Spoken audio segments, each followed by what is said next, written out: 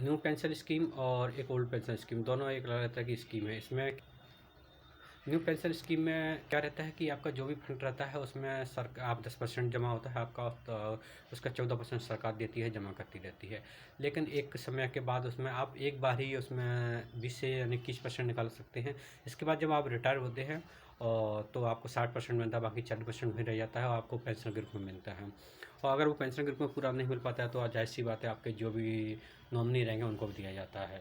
तो इसमें ये स्कीम रहती है। और दूसरी बात, ये पूरे बाज़ार के अधीन रहता है, मार्केट का ऊपर नीचे होता है तो बहुत ऊपर नीचे चला जाता है। और मैं सीधी सी बात करूँ, आपने देखा होगा कि लॉकडाउन के समय क्या हुआ था कि इसमें मार्केट नीचे गया था, तो जो एनपीएस था न्यू पेंशन स्कीम में, वो बहुत नीचे माइनस हो गया, मतलब 50% नीचे हो गया था। क्योंकि मैं इस पर देखा था, मेरे पास एक स्कीम थी उसमें देखा था सीधी सी, क्योंकि उसमें मतलब आपको 100 रुपये थे, सीधे -50 रुपये हो गए थे न्यू पेंशन स्कीम में। लेकिन वहीं बात करें ओल्ड पेंशन स्कीम में, वो बिल्कुल बाजार के अधीन नहीं होती है, वो जीपीएफ के तहत आता है और आपका जो भी पैसा मिलता है उस पर 8% सरकार ब्याज देती है।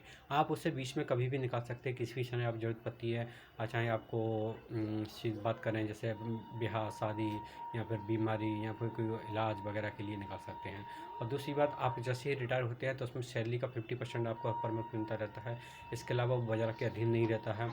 और आप जैसे रिटायर होते हैं तो रिटायर होने के बाद आपको पूरा जीपीएफ निकाल सकते हैं, मतलब पूरा आपको जीपीएफ मिल जाता है, साथ में ग्रेविटी वगैरह बहुत सारी चीज़ मिलती है। और इसके अलावा बात करें कि ओल्ड पेंशन स्कीम बेहतर है, क्योंकि देखो इसके सारे जो विधायक और सांसद रहते हैं उनको पेंशन नहीं दी जाती है, बाकी जो सब सरकारी कर्मचारी हैं उनको एनपीएस में लागू किया गया है।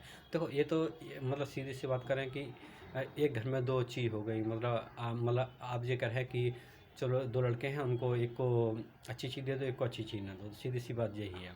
यहाँ तो सभी के लिए समान एक चीज़ होनी चाहिए, या फिर किसी के लिए एक जैसा सबके, यहाँ तो सबको ओल्ड पेंशन स्कीम होनी चाहिए, या सबको जीपीएफ होना चाहिए, चाहे कोई भी हो। अगर सरकारी कर्मचारी है तो भैया वो सीधा जीपीएफ रखना चाहेगा, क्योंकि उसको भी आगे आने वाले भविष्य में सोचना है और रिटायरमेंट के बाद उसका क्या प्लान रहेगा, बहुत सारी चीज़ें। क्योंकि इतनी पेंशन, इतना इनकी इतनी सैलरी भी नहीं होती है, और तो उसके बाद क्या होता है, पेंशन मिलती रहती है, उससे खर्चा पानी चलता रहता है, तो अपना जीवन यापन कर लेता है व्यक्ति।